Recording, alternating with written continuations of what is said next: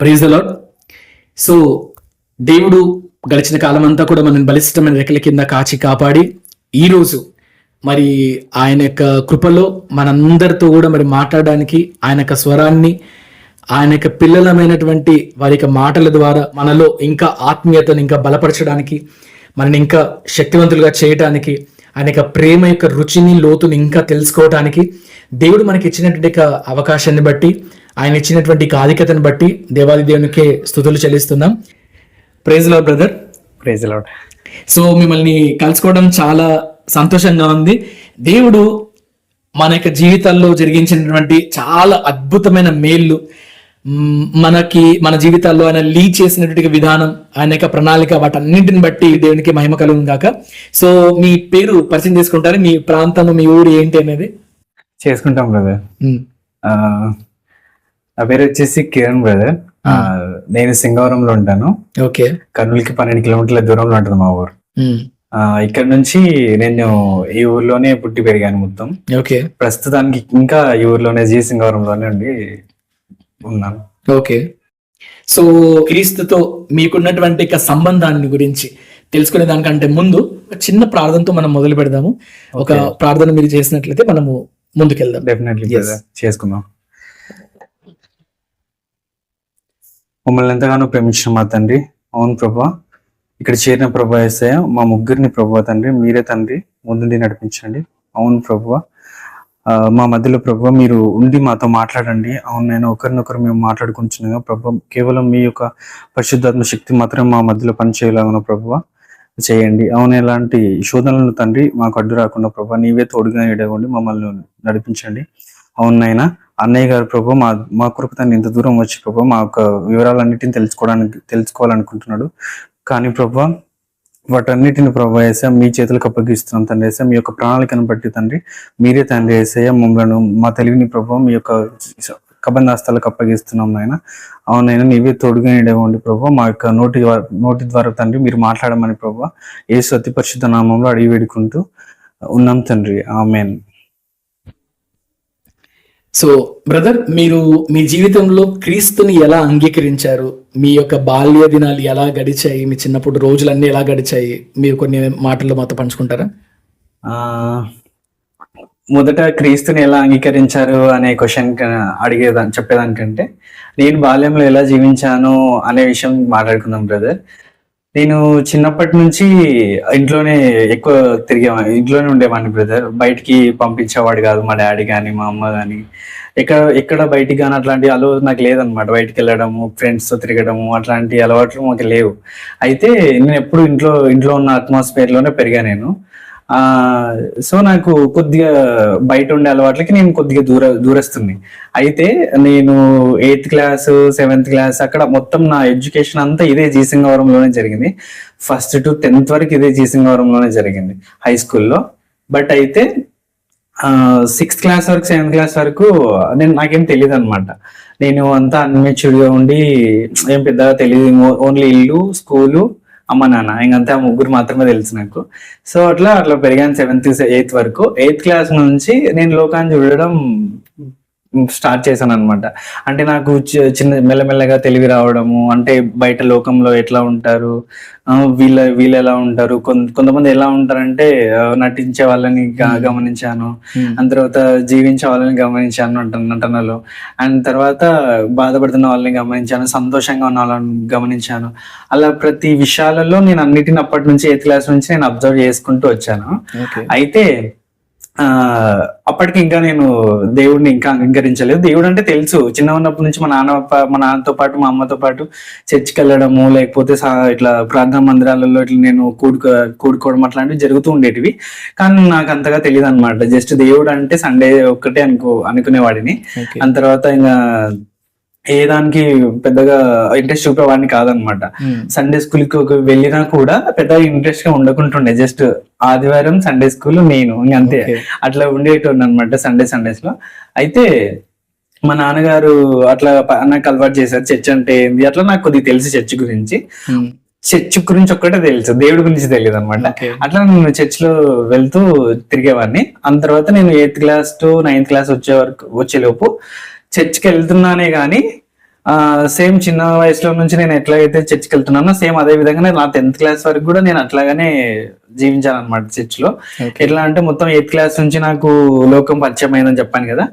So నాకు సినిమాలు అలవాటు అవ్వడము, ఫ్రెండ్స్ మధ్యలో మొత్తం లోక సంబంధమైన అలవాట్ల నాకు దగ్గర అవ్వడము, అట్లా చాలా రకాలైనటివి నేను చెడు మాటలు మాట్లాడడము అన్ని చేసేవాడిని అనమాట. కోట్లాట్లకి వెళ్ళడము అట్లా చేసేవాడిని.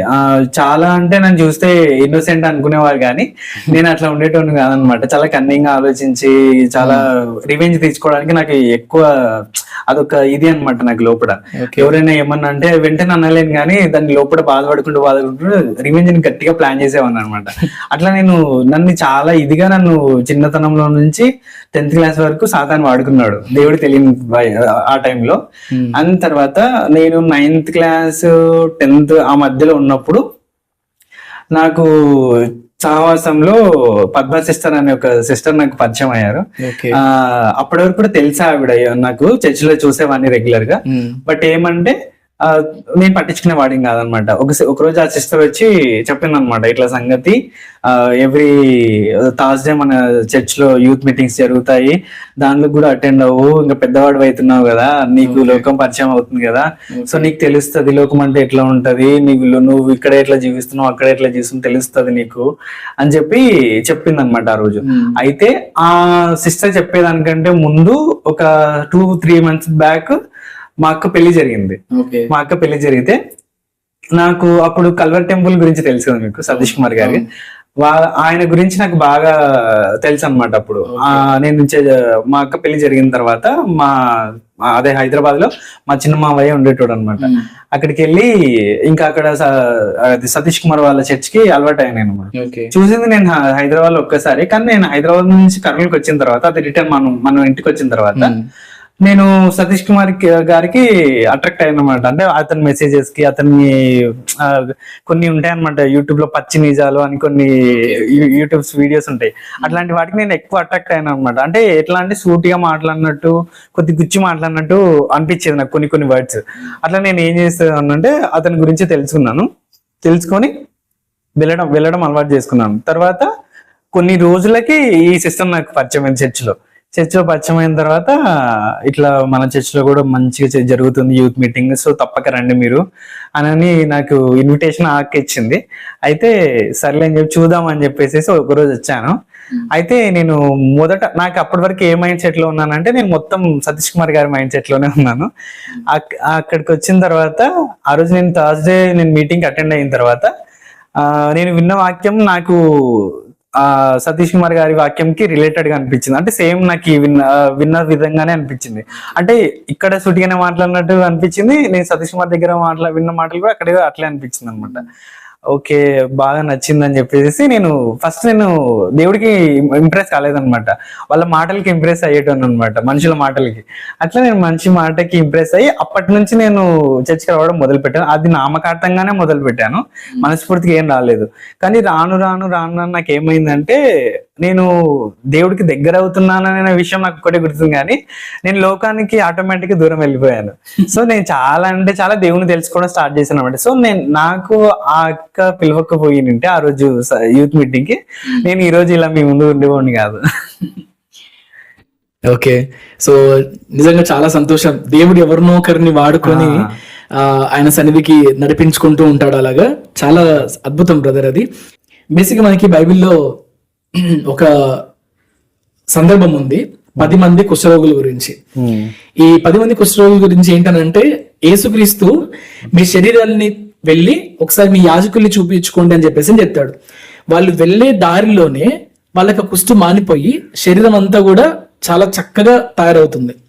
అయితే ఈ క్రమంలో 9 మంది వెళ్ళిపోతారు అక్కడి నుంచి, కానీ ఒక్కడే వెనక్కి తిరిగి వస్తాడు. సో మీ యొక్క జీవితంలో ఒకవేళ చూసినట్లయితే మీరు కూడా ఇంచుమించు మీ యొక్క జీవితం కూడా అలానే ఉంది అని చెప్పొచ్చు. అయితే ఈ యవ్వన కాలంలో మిమ్మల్ని క్రీస్తు వైపుగా లేకపోతే సహవాసం వైపుగా నడిపించడానికి మిమ్మల్ని ఉత్తేజపరిచిన సందర్భం ఏదైనా ఉందా? నన్ను క్రీస్తు వైపుకు తిప్పడానికి ఉత్తేజపరచడానికి అయితే పోయిన సంవత్సరం అనమాట, last year same January 17th అనుకుంటా, నాకు బాగా గుర్తుంది. ఓకే. ఆ రోజు నాకుండే చాలా ఏమంటారు కామన్ క్వశ్చన్స్ ఉంటాయి కదా బయట. ఇప్పుడు మామూలుగా మనకి లస్ట్ ఉంటది, అట్లాంటి విషయాలలో మనం ఇక్కడ ఆత్మీయంగా బ్రతుకుతున్నాం కదా.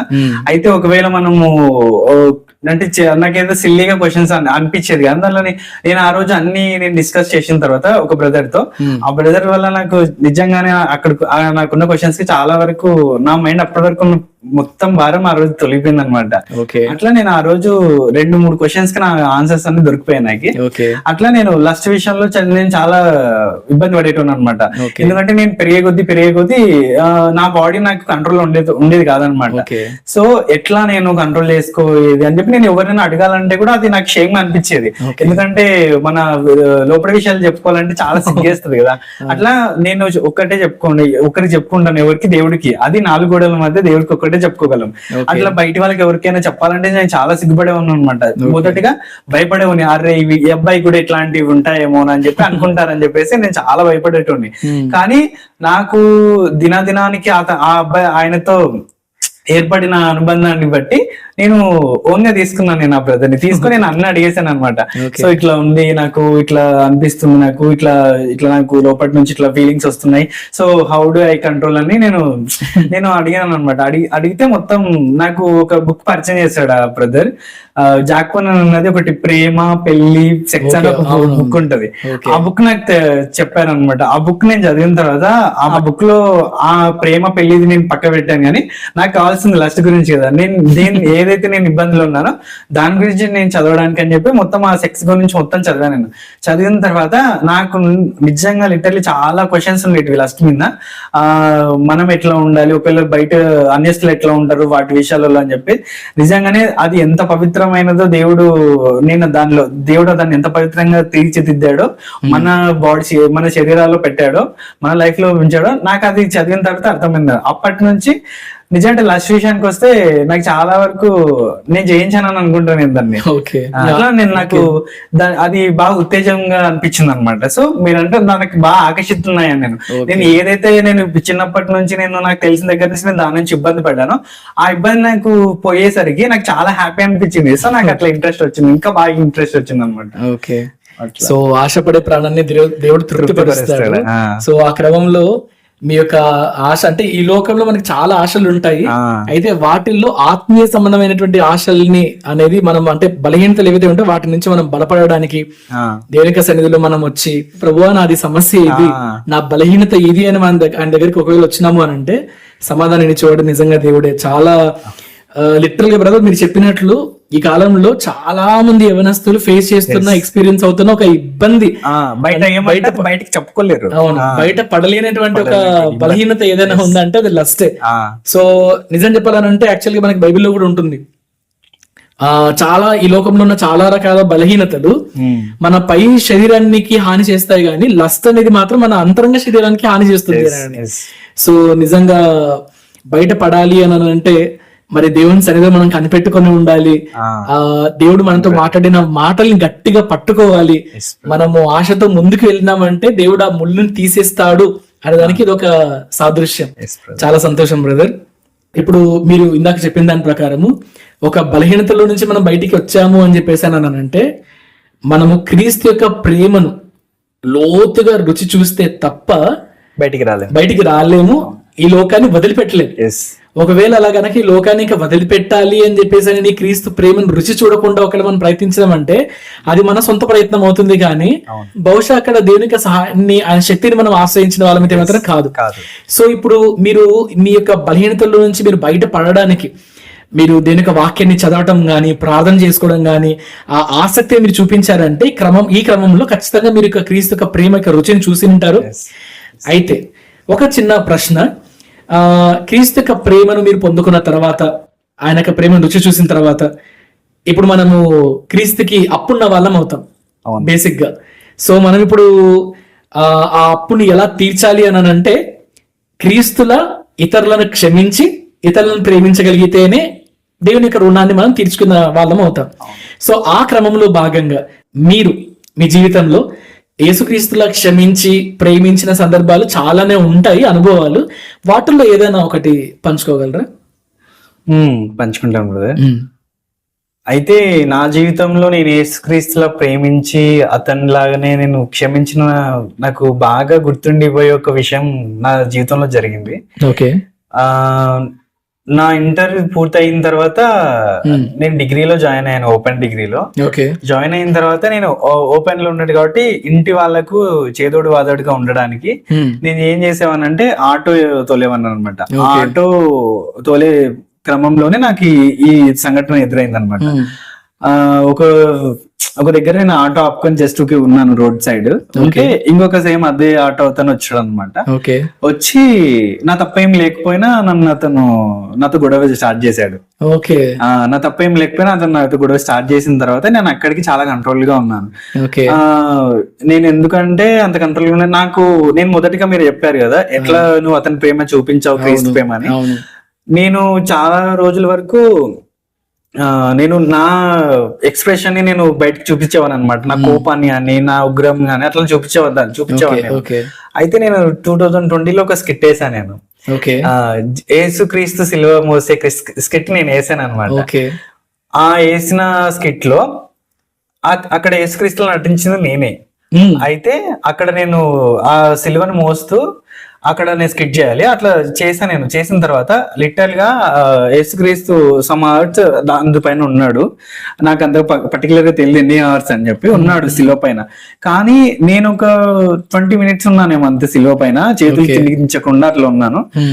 ఆ రోజు నేను 20 minutes నరకాన్ని అనుభవించాను అనమాట. లిటరల్ అసలు నా కళ్ళల్లో నీళ్ళు ఆగలేదు అనమాట. అంత భయంకరమైన నొప్పితో నా చేతుల్ని నేను కంట్రోల్ చేసుకుంటూ అక్కడికి నేను స్కిట్ కంప్లీట్ చేశాను. బట్ ఒక్కసారి ఆ స్కిట్ అయిపోయిన వెంటనే నేను చాలా ఏడ్చాను అనమాట. అతని బాధ నేను 20 నిమిషాలే భరించలేకపోయాను. నా కోసం నా తండ్రి ఎట్లా భరించినాడు సిల్వలో అని చెప్పి చాలా చాలా ఏడ్చాను అనమాట. అతను నాకు కనిపించినాడు అంటే అతని పేరు నాకు ఆ 20 నిమిషాలు నాకు తెలిసిపోయింది అనమాట. అక్కడ యేసుక్రీస్తు నన్ను ఎంత ప్రేమిస్తున్నాడో నాకు అర్థమైంది. దాని తర్వాత నేను ఆ రోజు నుంచి ఏ విధమైన శోధనలు నాకు ఎదురైనా కూడా ఒకటే అనుకుంటా నేను, ఓకే నేను ఆ రోజు 20 నిమిషాలు నేను అతని బాధను అనుభవించాను. ఈ రోజు నాకు వచ్చిన వచ్చిన ఈ సమస్యను యేసుక్రీస్తులానే నేను అతనిలో ఉండి ఆలోచించవచ్చు కదా అని చెప్పి నేను అనుకునేవాను అనమాట. అట్లా నేను ఏ విషయంలోనైనా యేసుక్రీస్తులా ఉండి నా ప్లేస్ లో యేసుక్రీస్తుంటే ఏమని ఆలోచించేవాడు, నా ప్లేస్ లో యేసుక్రీస్తుంటే అతని గురించి ఏమని చెప్పేవాడు అని చెప్పి నేను ఆలోచించేవాడిని. అలాగనే నేను ఆ రోజు అతనితో నేను చాలా కోపం వచ్చిందండి. అసలు అతను మాట్లాడే మాటలకి దూషణలు ఆడాడు అనమాట. అంత బయట అన్నెస్లు ఎట్లా మాట్లాడతారో అట్లా మాట్లాడాడు. అప్పటికి నేను చాలా కంట్రోల్ గానే ఉన్నాను. కానీ అతను మాట్లాడే మాటలకి రోషం వస్తుంది, ఎందుకంటే నేను యాజ్ ఎ హ్యూమన్. బట్ మనకి ఉంటది కదా. సో నేను ఒక్కటే విషయానికి నా ప్లేస్ లో నేను లోపల అనుకున్నాను అనమాట. ఈ ప్లేస్ లో యేసుక్రీస్తు ఉంటే ఇప్పుడు అతను ఏమన్నా అనేవాడు, ఇక్కడ నుంచి వెళ్ళిపోయేవాడా లేకపోతే అతనితో తగువ దిగేవాడా అనిపించింది అనమాట. అట్లా నేను ఆలోచించి లిటర్ గా నేను అతన్ని అక్కడికి ఏమనలేదు, సారీ బ్రదర్ అని చెప్పి నేనే నాది తప్ప అని చెప్పేసి వెనక్కి వచ్చాను. వెనక్కి వచ్చిన తర్వాత ఆ రోజు నేను క్షమించేశాను. అది మీరు క్షమించాను అక్కడికి.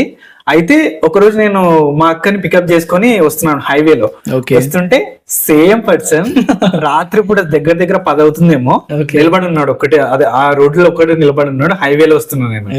అదే నేను అక్కని పికప్ చేసుకుని వస్తున్న టైంలో అతను చెయ్యాపాడు. బట్ అతను నన్ను గుర్తుపట్టలేదు, నైట్ టైం కదా, చెయ్యాపాడు అంతే. నేను అతన్ని గుర్తుపట్టాను, ఎందుకంటే బాగా గుర్తుండిపోయే మొత్తం అది అంత బాధ పెట్టాను నన్ను ఆ రోజు. అట్లా నేను ఎక్కడ చూసినా గుర్తుపట్టేట్టున్నాను అనమాట. అట్లా ఆ రోజు రాత్రి నాకు అంత మబ్బులో అయినా కూడా నాకు ఆ చిన్న లైట్ వెళ్తురికి అతన్ని గుర్తుపట్టాను నేను. గుర్తుపట్టిన తర్వాత చెయ్యి ఎత్తాడు, ఇట్లా ఆపండి అని చెప్పేసి నన్ను లిఫ్ట్ అడిగాడు. నేను ఏం చేశాను, వెంటనే ఆపుదాం అనుకున్నాను. కానీ నాకు అతను చేసిన పని గుర్తొచ్చి ఒక 10 అడుగులు ముందరికి వెళ్ళిపోయాను నేను. ఎందుకంటే నాకు ఎందుకు వద్దనిపించింది, ఎక్కించుకోకూడదు, నేను అతనికి లిఫ్ట్ ఇవ్వకూడదు అనిపించింది. ఒక 10 అడుగులు ముందరికి వెళ్ళిన తర్వాత నాకు ఎందుకు అనిపించిందో తెలియదు కానీ దేవుడు ఆపేసినట్టు అనిపించింది బ్రదర్. ఆపేసి ఇది కాదు కదా నేను నీకు నేర్పించింది అన్నట్టు నాకు మాట్లాడినట్టే అనిపించింది దేవుడు. సో వెళ్ళి అతన్ని పికప్ చేసుకొని అన్నట్టు నాకు అనిపించింది. నేను ఏం మాట్లాడకుండా వెళ్ళాను, అతన్ని పికప్ చేసుకుని నేను ఇంకా నవ్వుతూనే మాట్లాడాను, బాగున్నారా బ్రదర్ అంటే అతను ఇంకా ఆశ్చర్యపోతున్నాను అనమాట. ఎవరు నువ్వు అని అడిగాను, నన్ను గుర్తులేదు అతనికి. నేను ఇట్లా ఎవరు నువ్వు అని అడిగిన తర్వాత నాకు తెలుసండి మీరు బాగా, నేను మీకు గుర్తుండకపోవచ్చు, మీరు నాకు బాగా గుర్తున్నారని అన్నాను. అంటే అతను అడిగాడు ఎక్కడది మీ ఊరు ఎక్కడ, నేను ఎక్కడ, నన్ను ఎక్కడ తీసాను అంటే పలానా చోట్ల నువ్వు నేను కొట్లాడింది అని నేను అంటే నువ్వే నన్ను అరిచింది ఆ రోజు అని అంటే, ఓ అవునా సారీ అని చెప్పేసి అతను నాకు ఆ రోజు నన్ను సారీ అడిగాడు. బట్ నేను అక్కడ అతనికి నేను యేసుక్రీస్తు ప్రేమను చూపించకపోయింటే అతను ఆ రోజుకి నాతో పశ్చాత్తాపడకపోయి ఉండేవాడు అనమాట. సో నాకు ఆ రోజు ప్రేమ చూపిస్తే ఇంత మంచి రిజల్ట్ ఉంటుందా అని చెప్పేసి అట్లాగా నేను ఆ రోజు తెలుసుకున్నాను. యేసుక్రీస్తు ప్రేమని ఇట్లా కూడా ఎక్స్ప్రెస్ చేస్తే ఇంత మంచి రిజల్ట్ వస్తుందో ఆ రోజు తెలుసుకున్నాను నేను. అతని విషయంలో క్షమాగుణం అతని విషయంలో తెలుసుకున్నాను, ప్రేమ గుణం అది కూడా అతని విషయంలో తెలుసుకున్నాను. అండ్ రిజల్ట్ కూడా ఫేస్ చేశాను. ఓకే, సో నిజంగా చాలా హ్యాపీయెస్ట్ మూమెంట్ బ్రదర్ అది. లిటరల్ గా మనము బైబిల్లో చాలా మంది, నేను ప్రీవియస్ పాడ్కాస్ట్ లో కూడా నేను ఒక బ్రదర్ కి నేను తీసుకొచ్చిన క్వశ్చన్ అన్నమాట. చాలా మంది బైబిల్లో ఉన్న ఒక వాక్యాన్ని, ఈ ప్రేమ విషయమే ఉన్న ఒక వాక్యాన్ని చాలా తప్పుగా అర్థం చేసుకుంటారు. అంటే మనము ఎవరైనా కానీ మనని ఇబ్బంది పెట్టినా, మనని నిందించినా, విమర్శించినా, ఏదేమైనా కానీ, ఇంకా మనం ఒకవేళ బాధ పెడితే ప్రపంచంలో దేవుడు వాళ్ళ మీద నిప్పులు కురిపిస్తాడు అని చెప్పేసి చెప్తూ ఉంటారు చాలా మంది. కానీ ఆ వాక్యంలో దాని యొక్క ఏమంటారు బియాండ్ దట్ ఉన్న ఒక మెయిన్ ఒక బ్యూటీనెస్ ని, ఒక మీనింగ్ ని ఎవరు కూడా అర్థం చేసుకోలేరు. అక్కడ ఏంటనంటే ఇప్పుడు యేసుక్రీస్తు చెప్పేది, ఎవరైనా కానీ ఒకవేళ మిమ్మల్ని ఇబ్బంది పెడితే వాళ్ళకి మీరు ఏవైనా అవసరం ఉన్నప్పుడు, ఒకవేళ నీళ్ళు కావాలంటే నీళ్ళు ఇవ్వడము, వాళ్ళకి వస్త్రాలు కావాలంటే వస్త్రాలు ఇవ్వడము, సహాయంలో వాళ్ళని మీరు ఆదుకోండి, అప్పుడు వాళ్ళకి నిప్పులు కురిపించినట్లు ఉంటుంది అని చెప్పేసి అని అంటారు. అంటే యాజ్ సింపుల్ యాజ్ దట్. దాంట్లో దేనికి వాక్యం చెప్పేది ఏంటనంటే, ఒకరు మనల్ని నిందించినా, విమర్శించినా, వాళ్ళకి అవసరత ఉన్నప్పుడు మనం కనుక తోడ్పడినాము అని అంటే, అరే వీళ్ళని నేను ఇన్ని మాటలు అన్నా కూడా వీళ్ళు నాకు ఈ ప్రేమ ఎట్లా చూపిస్తున్నారు, నేను ఎంతగా వీళ్ళని నిందించినా కూడా వీళ్ళు నన్ను ఎలా సహాయం చేస్తున్నారు, నన్ను ఎట్లా చేర్చుకుంటున్నారు వీళ్ళు అనే ఒక ఆ ఆలోచన, ఆ యొక్క తలంపు ఏదైతే ఉంటుందో అది కుదిపేస్తుంది అంట వాళ్ళని. అంటే వాళ్ళు ఇంకా దాన్ని చాలా పెయిన్ అనిపిస్తుంది, నేను ఇంత చేసి కూడా వీళ్ళని ఎట్లా ప్రేమించగలుగుతున్నారని చెప్పేసానని. కానీ ఒకటి ఏంటంటే బ్రదర్, అది ఈ ప్రపంచంలో క్రీస్తు యొక్క ప్రేమకు తప్ప బహుశా ఇంకా ఈ లోకంలో ఉన్న ఏ ప్రేమ కూడా అందుకు సాటిగా రాలేదు బ్రదర్. సో మీరు ఇందాక చేసింది కూడా, ఇప్పుడు మీరు ఇందాక చెప్పిన రీతిగా ఒకవేళ చూసినట్లయితే ఆ బ్రదర్ ఒకవేళ ఏమైనా అనివ్వండి, కానీ తర్వాత మీరు చూపించిన ప్రేమ, క్షమాపణ బట్టి అతని యొక్క హృదయం వరకు అది తీసుకెళ్ళింది అని అంటే నిజంగా క్రీస్తు యేసుకే మహిమ ఘనత కలగాలి. చాలా సంతోషకరమైనటువంటి విషయం ఇది. అతని విషయంలో నేను ఇంకొకటి నేర్చుకున్నాను. ఆ సందర్భాన్ని నా జీవితంలోకి యేసుక్రీస్తు దేవుడు ఎందుకు నాకు ఎంటర్ చేశాడో తెలియదు, కానీ కొద్ది రోజుల తర్వాత నేను దాన్ని ఎక్స్పీరియన్స్ చేసి అప్పుడు నాకు అర్థమైంది అనమాట, ఎందుకు ఆ రోజు నాకు అతన్ని పరిచయం చేశాడు దేవుడు అని. అక్కడ నేను ప్రేమ చూపించినప్పుడు నాకు అతను నుంచి వచ్చిన రిజల్ట్ నా మనసుకి చాలా హ్యాపీ అనిపించింది. నేను ఎప్పుడు చూడలేదు, ఎక్కడ చూడలేదు, అంత మంచి హ్యాపీ అనిపించింది.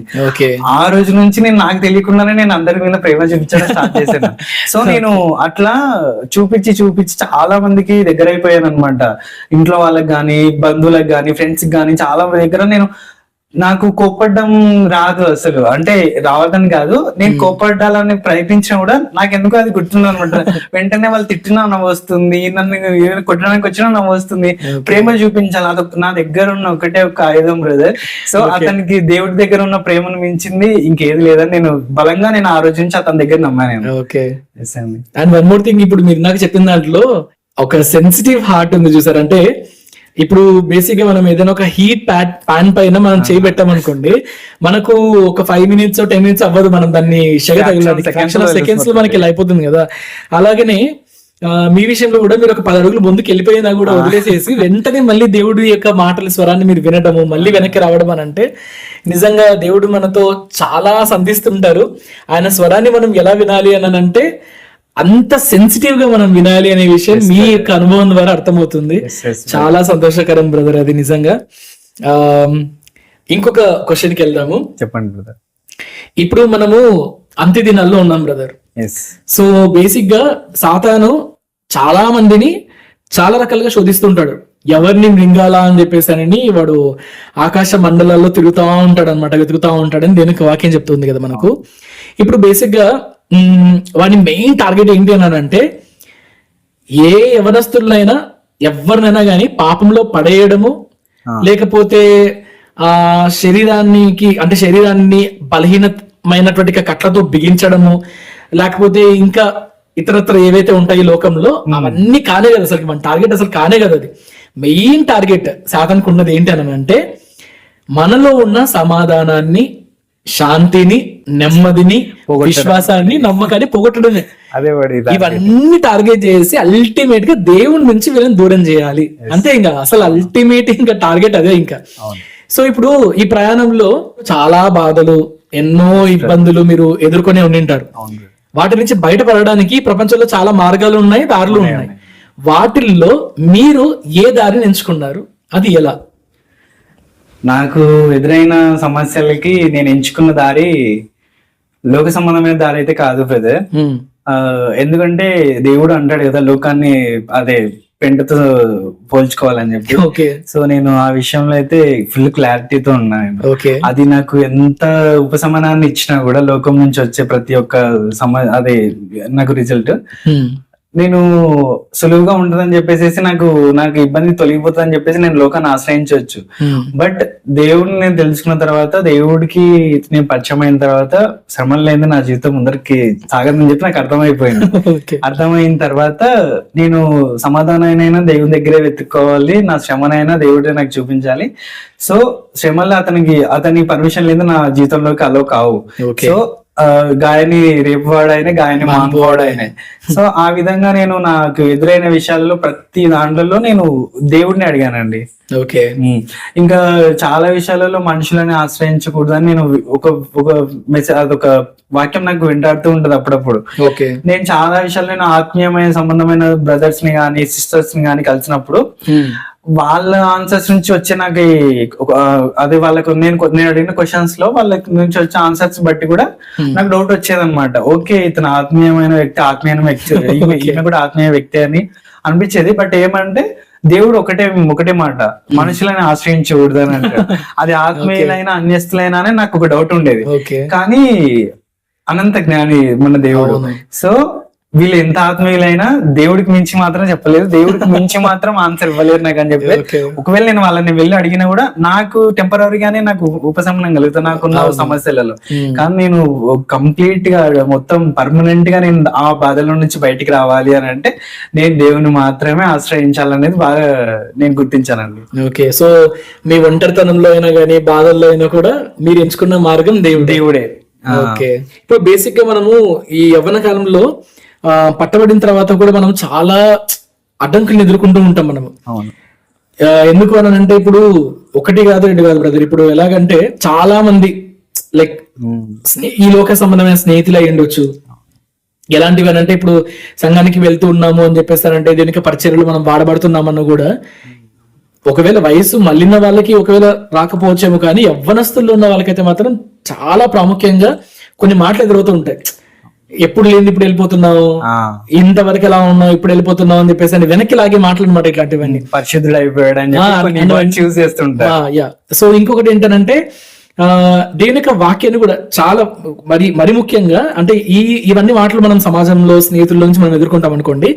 మరీ ముఖ్యంగా కుటుంబాల్లో నుంచి బంధువులు అయిండొచ్చు, లేకపోతే రక్త సంబంధికులు అయిండొచ్చు, ఎవరైనా అయిండొచ్చు, కొన్ని మాటల్ని ఎదుర్కొంటాం. అవి ఎలాంటివి అని అంటే లిమిట్ లో పెట్టేటివి అనమాట. బైబిల్ నువ్వు ఇంతసేపే చదవాలి, ప్రార్థన నువ్వు ఇంతసేపే చేయాలి, ప్రేయర్ అండ్ వర్షిప్ ఇంతసేపే చేయాలి, దేవునికి సన్నిధికి ఇప్పుడు ఒకటే వెళ్ళాలి, ఇంతవరకే ఉండాలి, ఇంకంతకు మించి ఇంకెక్కువ ఉండకూడదు అని చెప్పేసానండి. అంటే దేవుణ్ణి, ఆయన వాక్యాన్ని, ఆయన మాటల్ని, ఆయన సన్నిధిని లిమిట్ లో పెట్టేసేస్తూ ఉంటారు కదా. సో ఇప్పుడు అలాంటి ఒక అడ్డంకుల్ని వీటన్నిటిని మీరు బహుశా మీ లైఫ్ లో మీరు ఫేస్ చేస్తూనే ఉంటారు కదా. సో మీరు అలాంటి యొక్క సమయాల్లో వాటిని మీరు ఎట్లా అధిగమించినారు? మీ స్నేహితులనైనా ఉండొచ్చు, వాళ్ళ మాటలనైనా, లేకపోతే నేను ఇందాక చెప్పినట్లు దేవుణ్ణి లిమిట్ లో పెట్టాలి అనేటువంటి సందర్భాలైనా సన్నివేశాలైనా వీటన్నిటిని మీరు ఎలా అధిగమించారు? ఎలా మీరు వాటిని ఫేస్ చేశారు? మీరు అడిగిన క్వశ్చన్ లో నేను ఎదుర్కొన్న సమస్యలలో లిమిట్నెస్ ఎక్కువ నేను ఎదుర్కొన్నా. నేను ఓకే. లిమిట్, మీరు అన్నట్టు లిమిట్ ఉండాలి అనే వాళ్ళు అనమాట. మా కుటుంబంలో ఉన్న వాళ్ళైనా, మా బంధువుల్లో ఉన్న వాళ్ళైనా కానీ ప్రతి ఒక్కళ్ళు టైం టు టైం ఉండాలి, టైం టేబుల్ వేసుకోవాలి దేవునితో మాట్లాడాలంటే అనేవాళ్ళు అనమాట. సో టైం టేబుల్ వేసుకోవడానికి దేవుడు ఏమి ఎగ్జామ్ కాదు కదా అని చెప్పి నేను అనుకునేవాడిని అనమాట. సో వాళ్ళు వేసిన టైం టేబుల్ కి అంటే 24 hours మన డేకి 24 hours 2 hours లేదా 1 hour దేవుడు ఉండాలి, 23 hours మనం వర్క్ చేసుకోవాలి, మనం మనకు పొట్టకు నింపుకోవడానికి జీవించాలంటాడు అని అనేవాళ్ళు అనమాట. సో నేను మొదట్లో అలాగనే అవునేమో అనేది అట్లే ఉండేటోని. నేను దేవుడిని ఇంకా దగ్గరగా ఏ కొద్ది దేవుడు నాకు దేవుడు అంటే లిమిట్నెస్ కాదు, దేవుడు అంటే అల్టిమేట్ అని తెలిసింది. దేవుడు అంటే అన్స్టాపబుల్, అసలు ఆయన్ని లెక్క చేయలేము మనం అనిపించింది. సో నేను మా కుటుంబంలోనే చాలా ఎదుర్కొన్నాను నేను ఆ విషయాలలో, బంధువుల దగ్గర అయినా కానీ స్నేహితుల దగ్గర అయినా. వాళ్ళకంటే నేను మా కుటుంబంలో ఎదుర్కొన్న సమస్యలే దగ్గరే నేను ఎక్కువ లిమిట్నెస్ ని చూసాను అనమాట. ఎప్పుడు దేవుడు అంటూ ఉంటే కాదు, అప్పుడప్పుడు నువ్వు కుటుంబాన్ని కూడా చూసుకోవాలి అది అని చెప్పేవాళ్ళు అనమాట. అలాగే నేనేమి కుటుంబాన్ని వదిలేసి బయట అన్ని పిల్లలుగా యోనస్తులుగా తిరిగేవాడిని కాదు. నేను చిన్న ఉన్నప్పటి నుంచే నేను హోమ్ అట్మాస్ఫియర్ లో పెరిగిన అతన్ని. అలాగే నేను బయటకి వెళ్తాను. సో అయినా కూడా మా ఇంట్లో వాళ్ళు అనేవాళ్ళు అనమాట. అంటే నేను ఒక విధంగా నేను మా ఇంట్లో వాళ్ళు అంటున్నారని నేను ఎప్పుడు బాధపడలేదు, కానీ వాళ్ళ ద్వారా నేను నా ఫ్యూచర్ లో నాకు ఒకవేళ దేవుడు దయ ఉండి నాకు పెళ్ళైన తర్వాత నా కూతుర్ని నా బిడ్డని నేను ఎట్లా పెంచాలనేది నాకు వాళ్ళ ద్వారా చూపిస్తున్నాడా అని నాకు అనిపించేది. అని తర్వాత నేను వాళ్ళు అట్లా నా తల్లిదండ్రులు ఆ విధంగా ఉన్నందుకే బహుశా నేను దేవుడికి ఇంకా మరీ దగ్గర అవుతున్నానేమో అని చెప్పి ఆ విధంగా అనిపించేది. కానీ ఒకనొక రోజు నాకు అసలు ఇష్టం లేని ఒక సమస్య నాకు ఎదురైంది బ్రదర్. ఆ రోజు నేను ఎప్పుడు చేయని ధైర్యం నాలో వచ్చింది. నేను తర్వాత ఆలోచించిన తర్వాత అసలు నేనే నా పని చేసిందని నాకే ఆశ్చర్యపోయాను అనమాట. అది ఎలా అంటే, నాకు ఇష్టం లేని పని మా ఇంట్లో వాళ్ళు చేయమన్నారు. 10 days వరకు దేవుని అడుగుతూనే ఉన్నాను. దేవుడు నాకు ఒకటే మాట చెప్పాడు, నువ్వు నన్ను నమ్ముతున్నావా అని నాకు చిన్న స్వరం అయితే వినిపించింది బ్రదర్. నువ్వు నన్ను నమ్ముతున్నావా అని ఒక స్వరం వినిపించింది. ఎస్ గాడ్, నేను నమ్ముతున్నానా అన్నాను. నమ్మేవాడికి సమస్తము సాధ్యమన్న ఒక వర్డ్ గుర్తొచ్చింది నాకు బైబిల్ నుంచి. నేను ఆ లైన్ చదివిన తర్వాత నిజంగా నేను నా దేవుడి కోసం నేను నా ప్రాణాలైనా అర్పించడానికి సిద్ధంగా ఉంటానని చెప్పి అప్పటి నుంచి నేను డేర్నే చేసి మా ఇంట్లో వాళ్ళకు లేదు ఖచ్చితంగా నేను అట్లాంటి విషయాల్లో నేను పాల్పంచుకోను, అట్లాంటి విషయాలకు ఏదైనా సహాయపడ్డామంటే కూడా నేను పడను, ఎందుకంటే నేను సహాయపడ్డా కూడా నేను అది చేసినట్టే ఫీల్ అవుతున్నా నేను. సో నాకు నచ్చదని చెప్పి నేను చెప్పేసినాను అనమాట. నాకు భయపడుతూ ఉన్నా కూడా నేను బయటికి దేవుడి యొక్క స్వరంతోనే నేను గట్టిగా మాట్లాడాను అనమాట. లేదు నా వల్ల కాదు, నేను చేయలేను, నేను అవన్నీ అని చెప్పేసి. కానీ దగ్గర 3 years అయింది బ్రదర్. 3 years నుంచి నేను పడ్డ బాధకి, నేను దేవుని అడిగిన క్వశ్చన్స్ కి రీసెంట్ టైంలోనే నాకు మంచి రిజల్ట్ ఇచ్చాడు దేవుడు. అసలు ఆ సమస్య లేకుండా తీసేసాడు మా ఇంట్లో దేవుడు. సో దేవుడు నాకు మొన్న అర్థమైంది అనమాట. నాకు ఆ రిజల్ట్ చూసిన తర్వాత దేవుడు ఇచ్చే ఆన్సర్ లేట్ అవ్వచ్చాం కానీ ఖచ్చితంగా ఆన్సర్ ఇస్తాడని చెప్పి నాకు అప్పుడు అర్థమైంది. ఆ రోజు నుంచి నేను దేవుని ఇంకా నమ్మడం స్టార్ట్ చేశాను. అండ్ అక్కడి నుంచి ఇంకా స్నేహితుల దగ్గర నుంచి కూడా చాలా బలహీనతలు వచ్చాయి. అండ్ నాకు ఆత్మీయంగా ఉన్న వాళ్ళ దగ్గర నుంచి కూడా నాకు చాలా సమస్యలు వచ్చాయన్నమాట. ఆ విషయంలో నాకు తెలిసిన బ్రదర్ బన్నీ బ్రదర్, ఆ బ్రదర్ నేను 4th class నుంచి నాకు పరిచయం. ఆ బ్రదర్ తో నేను చాలా మొత్తం ఫెలోషిప్ అంతా జర్నీ ఉంది మా ఇద్దరిది. కానీ నేను ఆ అబ్బాయి ఏం చేసేవాడు అంటే లోకంలో ఉండేవాడు అనమాట. నా దగ్గర ఉంటూ అతని బలహీనత ఏమో తెలియదు కానీ నేను చాలా అంటే చాలా పడేవాడిని అతని విషయంలో. ఎట్లయినా కానీ నాకు ఉండే ఒకే ఒక్క స్నేహితుడు, నా ఆత్మీయ స్నేహితుడు, వాడిని ఎలాగైనా కానీ నేను తప్పించుకోకూడదు అని చెప్పేసి నేను చాలా అంటే చాలా ఏడ్చిన దినాలు కూడా ఉన్నాయి. ఒకటి నేను సొంతంగా నేను బాధపడి ఎందుకు ఇట్లా అయిపోతున్నాడు అని అదొక బాధ. కొన్ని విషయాలలో వాడు నన్ను కించపరిచి మాట్లాడడం కూడా మాట్లాడాడు. అంటే ఆ అబ్బాయికి తెలియక మాట్లాడాడు, తెలిసైతే మాట్లాడలేదు. తెలియక మాట్లాడిన విషయాలలో చాలా సార్లు నేను ఏడ్చాను. బట్ ఎందుకు అట్లా అని ఏడ్చే బదులు అతనికి ఏం చేస్తే నా వైపు తిరుగుతాడు, నా వైపు తిరగడం కంటే ముఖ్యంగా దేవుని వైపు తిరగాలి. దేవుని వైపు తిరిగాలంటే నాకు ఆటోమేటిక్ గా నాకు దగ్గర అయిపోతాడు అని చెప్పేసి నేను దేవుని చాలా ప్రయత్నించి అతను నన్ను తిట్టినా లేకపోతే అతను నా పైన విసుక్కున్నా, అతన్ని ఎట్లాంటి బాధలలో ఉన్నా కూడా నేను అతనికి డబ్బు సహాయం చేయకపోయినా ఏ సహాయం చేయకపోయినా నేను ఒక్కటే అనమాట, ప్రీవియస్ ముందు చెప్పాను కదా, ప్రేమ అన్నిటినీ జయిస్తుందని. అట్లా నేను నాకు ఉన్న ఒకే ఒక ఆయుధం ప్రేమ చూపించి చూపించి విపరీతమైన ప్రేమ చూపించాను బ్రదర్. ఆ ఒక్క ప్రేమతో దేవుని దయ వల్ల ఈ రోజు ఆ బ్రదర్ నాకు దగ్గర ఉన్నాడు. ఓకే, సో చాలా సంతోషం నిజంగా. ఈ మత్తయి సువార్తలో యేసుక్రీస్తు ఒక మాట చెప్తాడు, ఏంటనంటే శిష్యులను సువార్తకి పంపించేటువంటి క్రమంలో అందరినీ ఇద్దరే చొప్పున పంపిస్తారనమాట. ఒక్కొక్కరిని కాకుండా ఇద్దరే చొప్పున పంపిస్తారు. ఎందుకు అనంటే ఇద్దరి సహవాసం ఉన్నప్పుడు ఒకళ్ళు బలహీనులైతే ఇంకొక బలంగా ఉన్న వాళ్ళు బలహీనమైన వాళ్ళని బలపరచడానికి, ఒకవేళ బలంగా ఉన్న వాళ్ళు బలహీనులైతే బలహీనమైన వాళ్ళు బలమైన తర్వాత వాళ్ళు బలహీనతలో ఉన్న వాళ్ళని బలపరచడానికి, అంటే ఒకరినొకరిని ధైర్యం చెప్పుకుంటూ ఒకరి గురించి ఒకరు ప్రార్థన చేసుకుంటూ దేవునికి సన్నిధానంలో ముందుకు వెళ్ళాలి అనేటువంటి క్రమంలో సహవాసంగా వెళ్ళమని చెప్పేసి అని దేవుడు బాధ్యతలను అప్పగించాడు. సో ఇప్పుడు మీరు దీన్ని చెప్తున్న దాని ప్రకారం మీరు ఒకరికి సహవాసంగా ఒకరు మీకు సహవాసంగా దేవుడు నడిపించేటువంటి క్రమం అనేది నిజంగా చాలా అద్భుతమైనటువంటి విషయం. బ్రదర్ పేరేంటన్నారు? Bunny brother. Bunny. So Bunny brother గారిని కూడా మనం పరిచయం చేసుకుందాము. ఘనమైనవి నీ కార్యములు నా ఎడల, స్థిరమైనవి నీ ఆలోచనలు నా యేసయ్యా. కృపలను పొందుచు కృతజ్ఞత కలిగి స్తుతులర్పించెదను అన్ని వేళలా. కృపలను పొందుచు కృతజ్ఞత కలిగి స్తుతులర్పించెదను అన్ని వేళలా. అనుదినము నీ అనుగ్రహమే ఆయుష్కాలము నీ వరమే. అనుదినము నీ అనుగ్రహమే ఆయుష్కాలము నీ వరమే.